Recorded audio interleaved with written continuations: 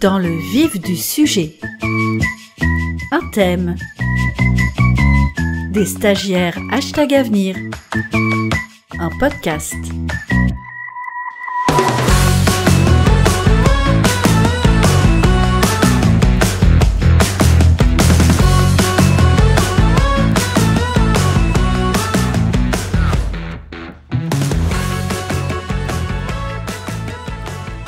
Bienvenue dans le vif du sujet, préparé par les stagiaires #avenir de Fodeno sur le thème du rêve.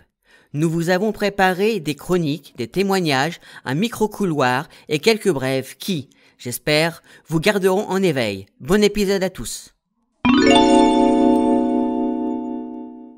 Bonjour, c'est Nawel pour le podcast Dans le vif du sujet. Je vais vous parler aujourd'hui d'un thème qui intrigue tout le monde, qui est le rêve. Mais que saviez-vous exactement du rêve? Comment le cerveau le produit? Et à quel moment du sommeil le rêve apparaît-il? On va répondre à ces questions en se servant du travail du Dr Jean-Michel Crapé.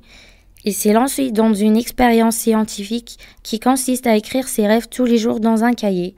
Il définit le rêve comme un phénomène psychique qu'on peut ni enregistrer ni reproduire dans un labo. Pour lui, pour connaître nos propres rêves, il faut les écrire pendant des années, ce qui conduit à des points de vue très variés. Passons maintenant à comprendre comment le cerveau fabrique les rêves. Des chercheurs ont pu identifier une zone dans la moitié arrière du cerveau qu'ils l'ont appelée point chaud postérieur. Plus intéressant encore, quand une personne rêve d'un visage, la zone impliquée dans le cerveau correspond à la région qui concerne la construction de l'image et de l'aspect visuel. Cela veut dire que le dormeur voit véritablement un visage dans son rêve, comme s'il le voyait en face de lui dans sa phase d'éveil. J'ai creusé mes recherches pour savoir durant quelle phase du sommeil le cerveau fabrique le rêve. J'ai trouvé le sommeil paradoxal qui est un état plus proche de l'éveil. Donc on a tendance à penser que le rêve se construit pendant seulement cette phase. Mais il a été prouvé qu'on peut rêver pendant le sommeil lent car le cerveau n'était pas endormi à cette phase. Cela veut dire que le cerveau peut générer des rêves. C'est la fin de ma chronique. Si vous voulez apprendre plus sur le sujet de rêve dans la médecine, pensez à lire les 2 livres de Dr Crapé Jean-Michel, Sommeil et rêve et le journal de minuit. Merci pour votre écoute attentive.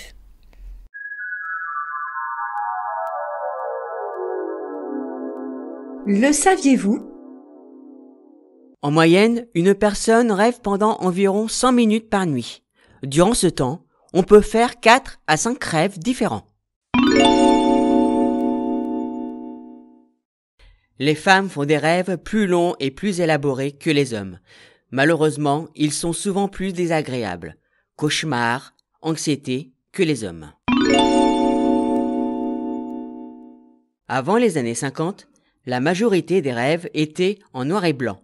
Ils se sont colorisés à partir des années 60 avec l'apparition de la télé couleur, selon une scientifique de l'université de Dundee en Angleterre. Alors, vous le saviez? Non? Eh bien maintenant, vous savez.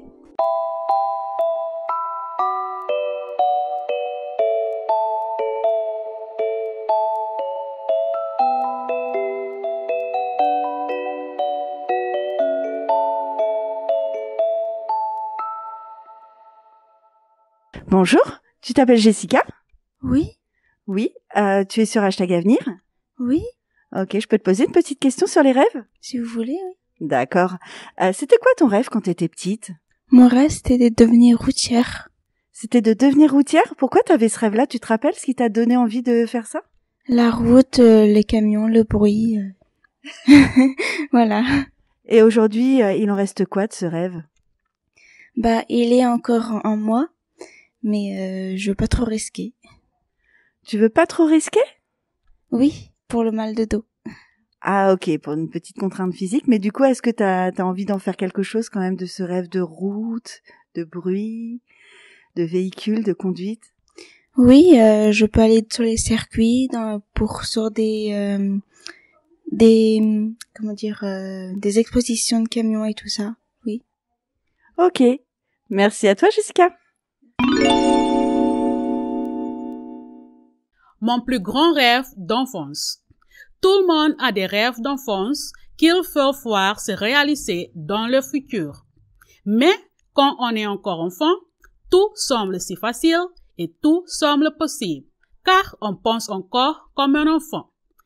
C'est ne que lorsque nous grandissons et que nous devenons indépendants que nous réalisons que tous nos rêves ne peuvent pas se réaliser. Et ça peut souvent conduire à la déception. Je m'appelle Josta. Quand j'étais enfant, mon plus grand rêve était d'avoir une bonne éducation pour avoir une belle avenir. Cela a été mon rêve parce que mes parents n'arrêtaient pas de me dire « Fais de ton mieux pour avoir une bonne éducation pour que tu puisses avoir une belle vie. » Comme il ne tient pas éduqué, et j'ai vu à quel point il avait du mal à élever ses enfants, ça a rendu mon rêve encore plus grand. Ce n'était pas seulement un rêve pour moi, mais avec l'aide de mes parents, j'ai travaillé dur pour réaliser mon rêve. Aujourd'hui, mon rêve est réalisé.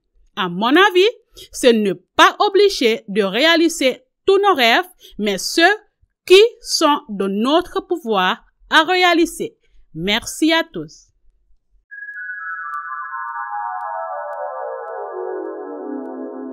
Le saviez-vous?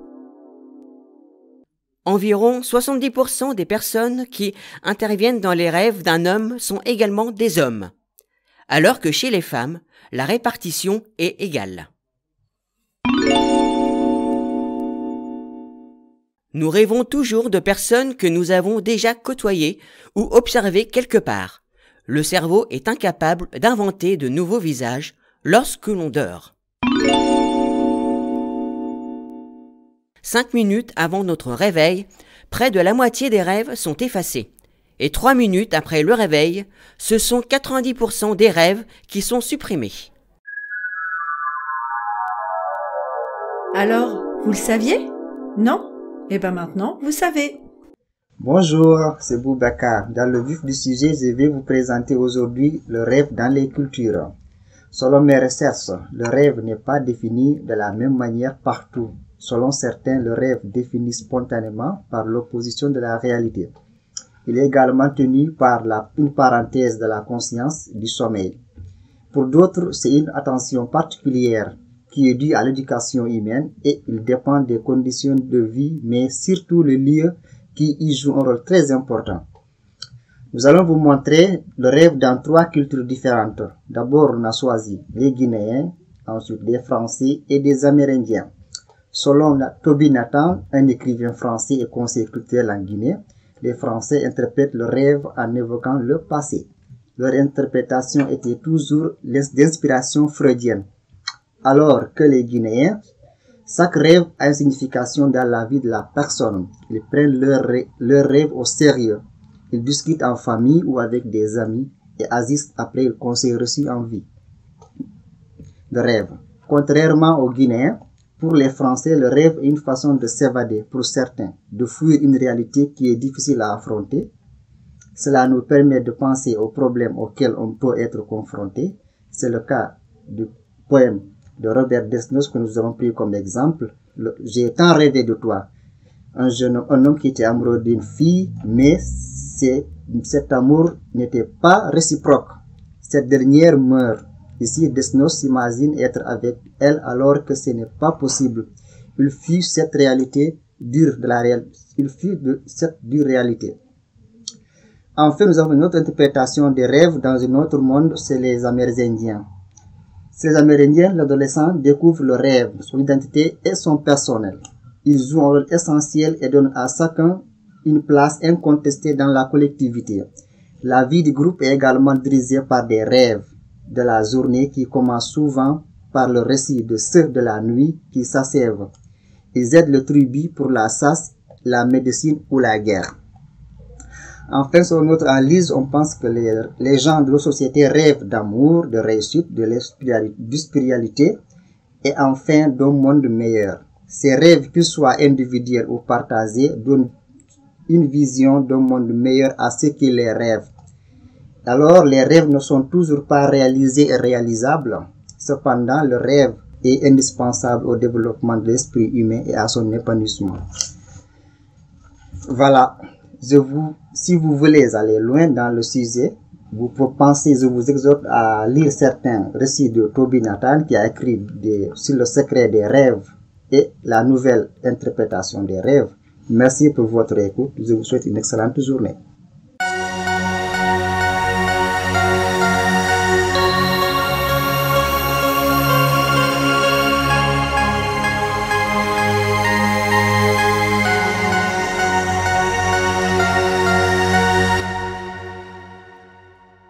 Bonjour, toi tu es Laurie? Oui. Donc Laurie, toi aussi tu es sur le hashtag Avenir? Oui. Comme le reste de l'équipe. Laurie, je vais te poser des petites questions sur le rêve. Quand tu étais petite, est-ce que tu avais des rêves de petite fille? Bien évidemment. Est-ce que tu t'en rappelles? Celle que je vais devenir une princesse dans un donjon, un prince charmant aille me sauver, oui. Ah, tu avais ce rêve? Tu avais quel âge quand tu faisais ce rêve? Oh là, moins de 10 ans, toute petite. Hein. Et ensuite, est-ce que tu as eu d'autres rêves après, quand tu as grandi un petit peu? Oui, enfin, d'autres rêves, par exemple, j'aurais bien voulu devenir un des personnages publics, célèbres. Comme qui, par exemple? Comme par exemple Emma Watson. Pourquoi Emma Watson? On va dire que c'est une idole pour toutes les femmes qu'on est aujourd'hui. Pour quelle raison? Elle se dévoue à une cause qui nous touche personnellement. Et ça peut être collective. C'est quoi cette cause? Est-ce que tu peux nous en parler un peu? On peut dire que c'est une cause pour toutes les femmes de nos jours. Et que finalement, il n'y a pas parce qu'il y a une langue qui nous sépare, qui est comme barrière, qu'on n'est pas obligé de se retrouver et de prendre les armes pour une cause qui nous est propre. T'aimes bien la manière dont elle se bat et dont elle veut promouvoir des idées plutôt féministes? Tout à fait, oui, c'est ça. Elle lance un message, elle a des discours parfois qui sont très prenants. C'est vraiment quelque chose qui donne envie de prendre les armes. D'accord, donc ça c'est plutôt ce genre de personne, en fait, de personnalité qui peut te faire rêver, qui peut t'inspirer, c'est bien ça? Tout à fait, oui, et puis surtout qu'elle s'assume, en fait, elle a pas honte de dire les mots, de dire les choses, et c'est vraiment une inspiration et un rêve parfois d'être une personne comme ça, oui, tout à fait. Et est-ce que tu penses que tu vas devenir une personne comme ça, que tu vas accéder à tes rêves de devenir une personne influente, avec des idées positives, fédératrice? J'aimerais bien, oui. Après, je dis pas que ça pourrait peut-être changer le monde, mais j'aimerais bien quand même être un petit peu plus affirmatif et surtout avoir du courage comme d'autres personnes pour dire pareil, ce que je pense, mes pensées. Et est-ce que ça, c'est en train de se faire? Aujourd'hui, peut-être, grâce à un micro, mais peut-être que dans quelques années, ça sera au Sénat ou devant tout un grand public, on verra bien. Bah écoute Laurie, c'est tout ce qu'on te souhaite. Je te remercie et puis je te souhaite d'aller au bout de tes rêves. Merci beaucoup, vous aussi. Bonjour Mélanie. Bonjour. Alors Mélanie, toi t'es stagiaire hashtag Avenir. T'as commencé quand ton parcours? Fin novembre. Mélanie, je te sens assez émue de parler aujourd'hui. Oui, très stressant. C'est très stressant. Alors, tu vas voir, là, on va parler de quelque chose de beau. On va parler du rêve. Est-ce que tu aimes parler de rêve en général? Oui, quand ça me concerne, oui. Alors, ça tombe bien, parce que là, je vais te parler de tes rêves. Je vais te faire parler de tes rêves. Tes rêves à toi, en tant que femme, en tant que mère. Tes rêves personnels, professionnels. Mais avant, j'aimerais que tu puisses nous parler un petit peu de ce que tu faisais avant le hashtag Avenir. Avant hashtag Avenir, j'étais maman au foyer. J'ai toujours été maman au foyer, 4 enfants. Et du coup, ça m'a pris énormément de temps. J'ai 39 ans et du coup, c'était le bon moment pour penser à moi. Là, tes enfants, ils ont quel âge? 15 ans, 10 ans et des jumeaux de 3 ans. Qu'est-ce qui a fait que tu as eu un déclic et que tu t'es dit, allez, c'est maintenant, le hashtag Avenir, c'est maintenant? Le déclic, ça a été les jumeaux. Trop d'enfants à la maison. Il fallait que je sorte de mon cocon familial et que je pense enfin à moi. Du coup, comment ça s'est passé pour arriver jusqu'au hashtag Avenir? Je me suis inscrite à Pôle emploi qui m'a orientée sur la réunion d'information d'Hashtag Avenir. Et du coup, après, j'ai pu faire les 20 heures avant de débuter Hashtag Avenir et après, j'ai commencé la formation. Ok, donc ça, c'est le parcours classique de tout stagiaire Hashtag Avenir. Et quand tu t'es inscrit, est-ce que tu avais quelque chose en tête? Est-ce que tu avais un but, un objectif ou un rêve? Au début, non. Parce que la sociabilisation en maman au foyer, après, c'est très compliqué. Et de fil en aiguille, on arrive à s'ouvrir l'esprit et puis d'avancer. Du coup, tu t'es ouvert l'esprit. Qu'est-ce que tu as vu quand tu as ouvert ton esprit? Que Hashtag Avenir nous donnait la possibilité de faire des stages de découverte et que du coup, moi, comme je suis positionnée sur le handicap, j'ai pu évaluer mon champ en fait. Le handicap, c'est vaste. Donc, j'ai pu faire les constellations qui est psychique et là, j'ai fait la salamandre qui est plutôt dans le handicap qui sont autonomes mais qui ont quand même besoin d'être guidés. Donc, ça donne un choix de carrière derrière. Donc, les constellations et les salamandres, ce sont 2 établissements, hein, c'est bien ça. Pour ceux qui connaissent pas, qui écoutent et qui connaissent pas forcément. En termes de métier, est-ce que tu as un métier de rêve? Travailler dans le handicap. Ok. Et actuellement, t'en es où dans ton rêve? Mon rêve, c'est que là, je cherche un 3e stage pour vraiment me définir et j'ai la formation d'IFEN qui commence en septembre d'une année. Et là, est-ce que tu te sens près du but, près du rêve? T'es en train d'atteindre ton rêve? Oui, carrément. Carrément. Est-ce que tu dirais que t'es en train de vivre ton rêve? Vivre mon rêve, oui, parce qu'il est en train de se concrétiser, mais il y a encore pas mal de parcours à faire. Mais faut être dynamique et puis vouloir ce qu'on veut, savoir ce qu'on veut. Mélanie, j'ai une dernière petite question avant de te laisser repartir dans ton rêve. Est-ce que tu te rappelles de tes rêves quand tu étais une petite fille? Oula, je crois que c'était devenir vétérinaire. Vétérinaire, t'avais des animaux à la maison? Du tout. Qu'est-ce qui s'est passé? T'as vu un documentaire et tu t'étais dit, ouais, les documentaires animaliers, ça me donne envie de soigner des animaux? Non, en tant que petite fille, je crois que c'était vétérinaire et quand j'ai grandi vers 10-11 ans, c'était archéologue. Archéologue? Ok. Et il en reste quoi de ces rêves-là aujourd'hui, Mélanie? C'est du passé. La vie a fait qu'en grandissant, on s'oriente vers autre chose et que on suit le chemin qu'on a envie de prendre. Est-ce que tu aurais un conseil peut-être à donner à ceux qui ont envie de réaliser leurs rêves et qui nous écoutent aujourd'hui? Si vous passez par Hashtag Avenir, faut se donner à fond parce que si on reste les bras croisés, on n'arrivera à rien. Et faut se donner la peine de commencer par chercher les stages et d'avancer. Alors ça, c'est pour ceux qui passent par Hashtag Avenir et ceux qui passent pas du tout par Hashtag Avenir ou qui sont dans une autre situation, qui sont déjà en emploi. Est-ce que tu aurais un petit truc à dire à ceux qui se disent moi je crois que j'ai pas réalisé tous mes rêves encore? Faut se donner la peine d'y arriver. Si on veut vraiment accéder à son rêve, faut y aller. Alors on y va.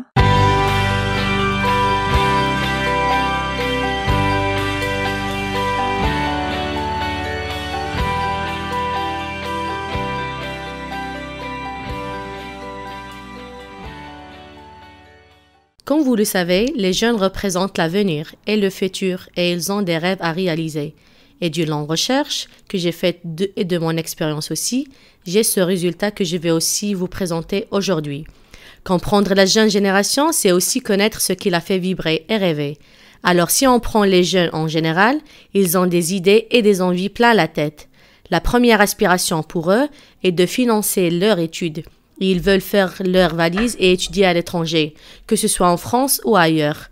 En parallèle, les adolescents rêvent d'une vie d'artiste. La plupart d'entre eux s'imaginent chanteurs ou musiciens, se voient dans la photographie, se projettent dans le cinéma, le dessin et l'écriture.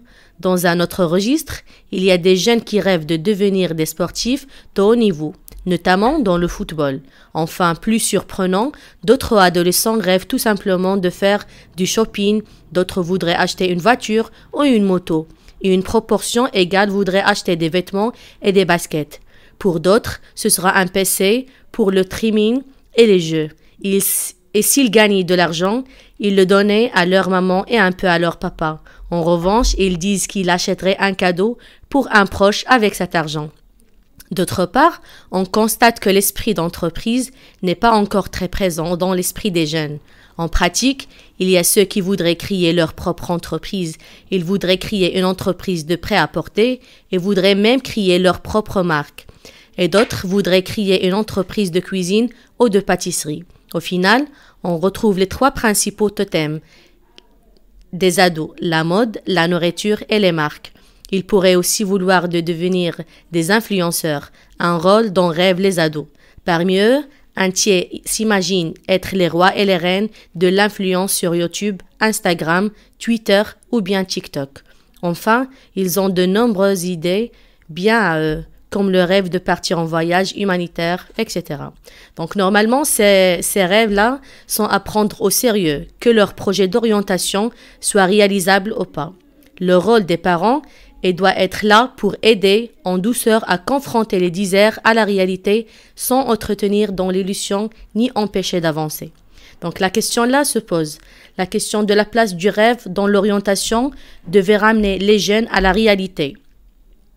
Et chacun est sommé de réaliser ses rêves, quel qu'en soit le prix, sans tomber dans l'extrême, disant que le rêve a deux faces, celle des illusions et celle des réalités.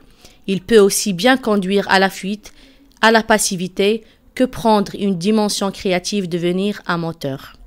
Donc, et là, c'est le rôle des adultes et des personnes qui les entourent, ou plutôt les parents, qui consiste à mettre en douceur les rêves des jeunes à l'épreuve en les questionnant. Quelle est cette idée? À quoi sert-elle? Qu'est-ce que cela va t'apporter? L'objectif est d'amener les jeunes à explorer leurs rêves. D'abord verbalement, dans ce qu'ils expriment, des indices peuvent montrer s'ils se situent sur le versant de l'illusion ou sur celui de la réalité. Il est ensuite important d'aller avec les jeunes à la découverte de leur idée, de la confronter à la réalité pour qu'ils puissent la transformer, ou non, en projet. Donc le rêve est peut-être une bulle de savon, mais c'est à eux de la crever. En aucun cas, il ne faut toucher brutalement aux rêves des enfants, prenez-les toujours au sérieux. En cas d'échec d'un projet, la capacité des jeunes à rebondir sera d'autant plus grande qu'ils auront été encouragés à rêver, à réinventer sans cesse. Donc c'est une petite image générale sur le rêve des jeunes qui est préparée par votre animatrice de la radio, Nabila.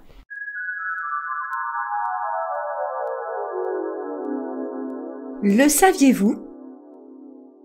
Pour les non-voyants de naissance, leurs rêves ne sont pas visuels, mais favorisent les autres sens comme l'ouïe, l'odorat et la sensation de l'espace. Comme le disait Jules Renard, le rêve, c'est le luxe de la pensée. Comme le disait Jean Cocteau, plus je vieillis, plus je vois que la seule chose qui ne vieillit pas, ce sont les rêves. Alors, vous le saviez? Non? Eh bien maintenant, vous savez. Bonjour, je vais vous présenter le rêve prémonitoire. Un rêve prémonitoire peut être parfois nature et peut être aussi une représentation d'une situation ou d'un événement extérieur présent ou futur. Le rêve prémonitoire peut être le reflet de notre état d'esprit, de nos inquiétudes comme de notre bonheur. Et oui, les rêves veulent bien dire quelque chose parce qu'on enregistre tellement de choses pendant la journée. Il existe plusieurs types de rêves. Il y a ceux qui rejouent une journée ou un événement, ceux qui nous réveillent pour un signalement pour changer de route, et il y a ceux qui nous montrent la voie à suivre. Par exemple, je rêve de cette maison, je m'y vois dedans, je m'y sens bien, et on va tout faire pour obtenir cette maison.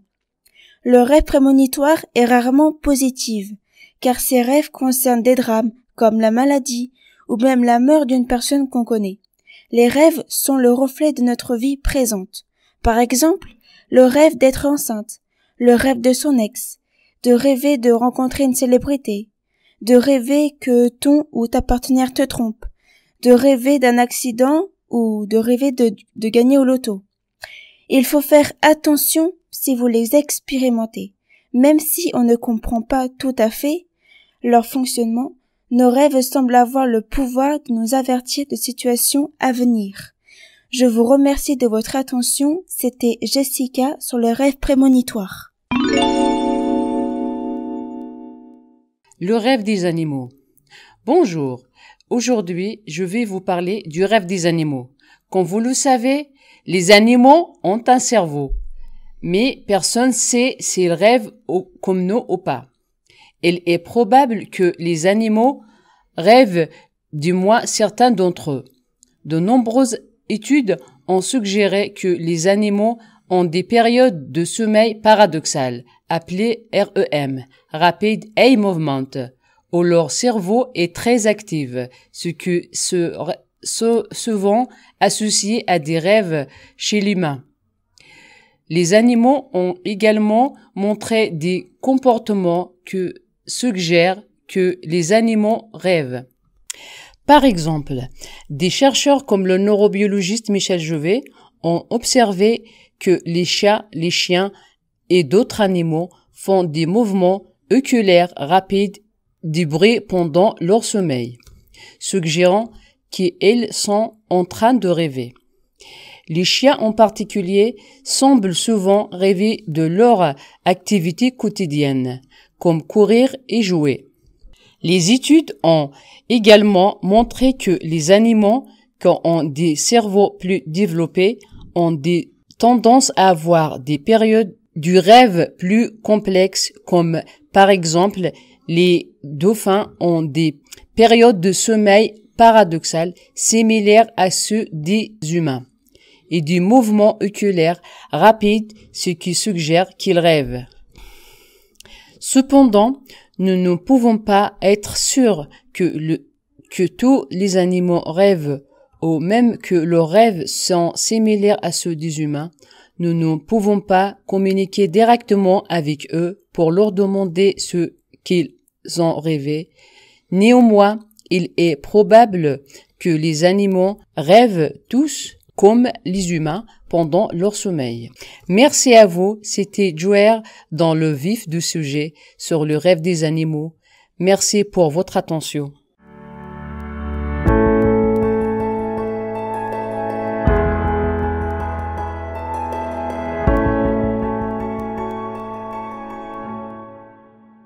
J'ai décidé d'aborder le thème de l'attrape-rêve. L'attrape-rêve, j'espère que tout le monde connaît. Je vais vous en faire un petit rappel. L'attrape-rêve est un petit objet artisanal conçu par les Amérindiens avec des matières premières naturelles, comme un cerceau en bois, des coquillages, des plumes. L'attrape-rêve empêche les mauvais rêves d'envahir votre sommeil. Et ça dépend aussi où vous l'accrochez. Donc, il attrape les mauvais rêves et les brûle dès le début du jour. Bon, vous me dites, encore un exposé sur l'attrape-rêve. Mais si je l'associe au kitsch, c'est une autre chose. Bon allez, encore une autre définition pour vous faire plaisir. Le kitsch se dit d'un objet ou d'un décor, une œuvre d'art, dont le mauvais goût, voire la vulgarité, réjouissent ou dégoûtent les autres. Je cite ma source, le Larousse, le dictionnaire, vous connaissez. Alors, pourquoi j'associe attrape-rêve au kitsch? Et je suis désolé pour ceux que je vais peut-être heurter, blesser, ou pas du tout. Il y a eu une certaine mode de l'attrape-rêve, qui perdure encore maintenant. On a détourné les croyances d'un peuple pour en faire un objet de mode. Je m'explique. On peut se procurer des attrape-rêves un peu partout. Sur Internet, j'en ai fait l'expérience, on peut en trouver plein sur des sites marchands, boutiques d'ésotérisme, ou de décoration. Certains en achètent par conviction, ce que je comprends.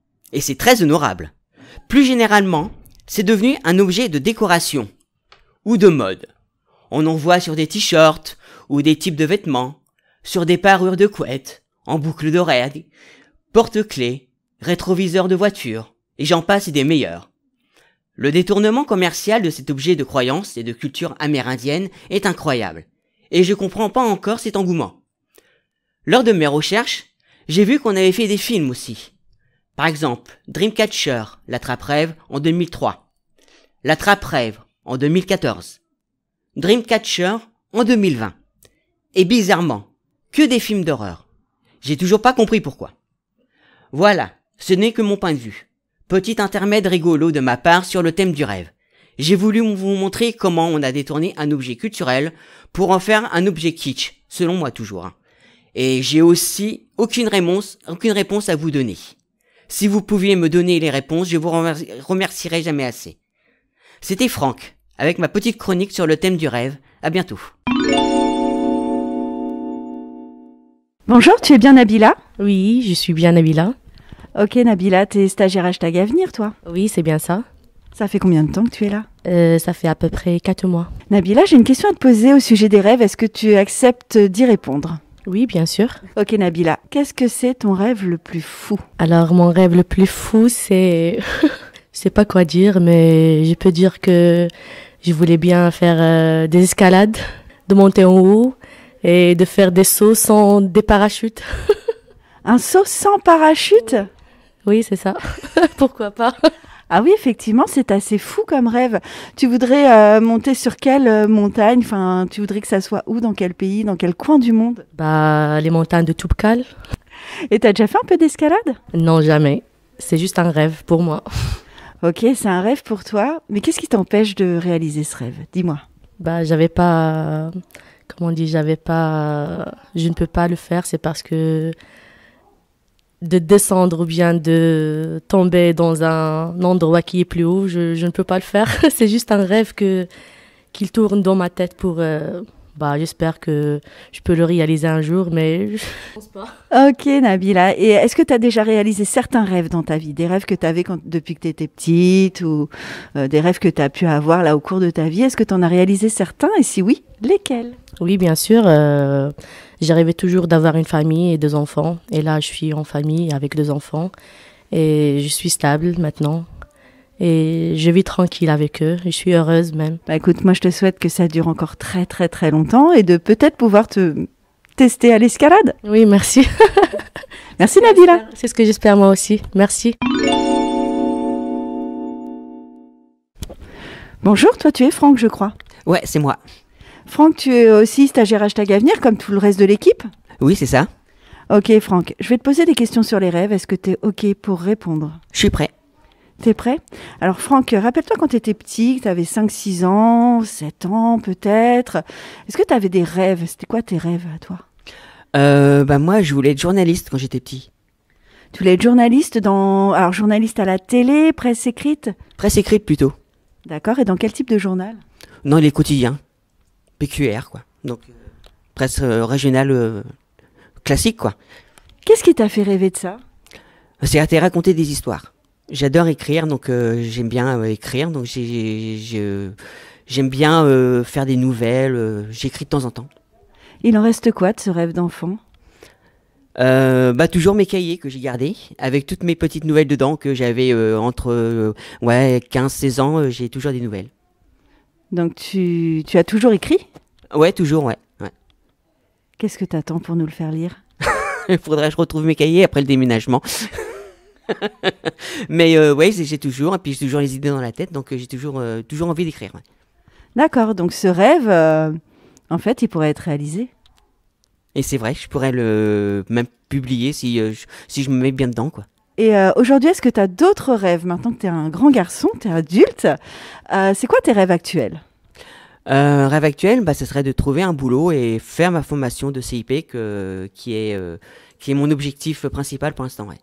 Alors, pour ceux qui nous écoutent, formation de CIP, peut-être que ça ne parle pas à tout le monde. Est-ce que tu peux nous en dire un petit peu plus?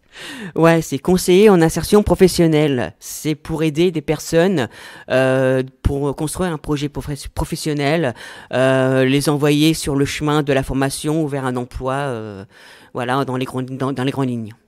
Ok, qu'est-ce qui te fait rêver dans ce métier-là? Le contact humain, aider beaucoup. Et aider, j'ai envie d'aider les gens, côté humain, quoi. Écoute, Franck, c'est tout ce qu'on te souhaite. Je te souhaite de belles publications, je te souhaite une très belle vie professionnelle. Et puis, je te remercie pour ton témoignage qui fait rêver. Merci beaucoup. Bonjour Jouer, comment ça va aujourd'hui? Ça va très bien, et vous? Écoutez, ça va. Alors, Jouer, j'ai une petite question à te poser au sujet du rêve. Est-ce que tu veux bien prendre 2 minutes pour me répondre? Je vais essayer.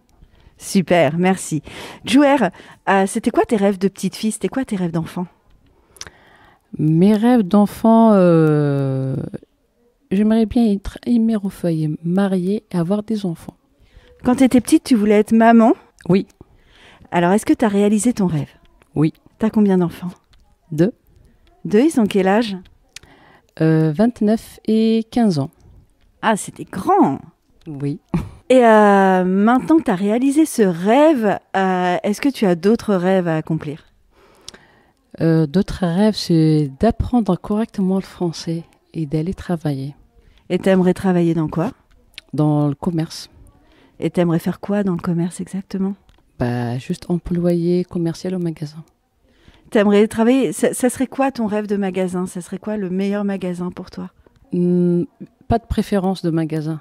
T'aimerais qu'on vende quoi dans ce magasin? Non, il n'y a pas de préférence. Pour moi, mon rêve, c'est de travailler. Bah écoute, on te souhaite d'accéder à tous tes rêves, Jouer. En tout cas, merci beaucoup pour le temps que tu m'as consacré. Bonjour, tu t'appelles Nawel? Oui. T'es sur Hashtag Avenir? Oui, c'est bien ça. Nawel, je peux te poser une petite question sur les rêves? Oui, pas de souci. Alors Nawel, c'est une question un peu philosophique. Est-ce que tu penses qu'il faut réaliser absolument tous nos rêves dans notre vie? Je pense que les rêves, ils sont importants, mais on n'est pas obligé de réaliser tout. Les rêves qui sont plus réalistes, je pense que ce sont les rêves les plus utiles pour notre vie. Et toi, est-ce que tu as déjà réalisé des rêves que tu avais dans ta vie? Oui. J'ai rêvé de se marier avec quelqu'un et là, je suis avec lui depuis cet été. Je suis enceinte de lui et voilà. Ça, c'est vraiment une très belle histoire. C'est un rêve personnel, du coup. Oui, c'est une histoire d'amour. C'est très beau. Oui, c'est trop beau. Je souhaite ça pour toute personne qui aime une autre personne, que la fin, ça sera une fin pour toute la vie. Et est-ce que tu as encore d'autres rêves à réaliser?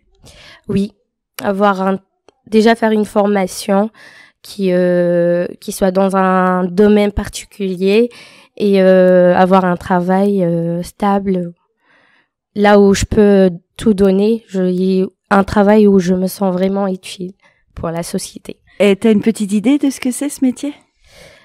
Franchement, je suis un peu perdue.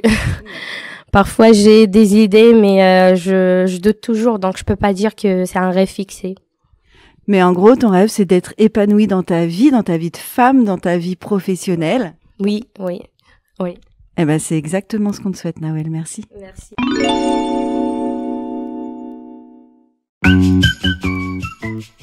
C'était Dans le vif du sujet, préparé par Nawel, Josta, Franck, Nabila, Mélanie, Jessica, Jouer, Boubacar, Laurie et Elodie. À très bientôt pour un nouvel épisode, toujours élaboré par les stagiaires Hashtag Avenir de Fodeno. Et merci beaucoup d'avoir prêté une oreille attentive pour ce premier épisode. Et surtout, faites de beaux rêves.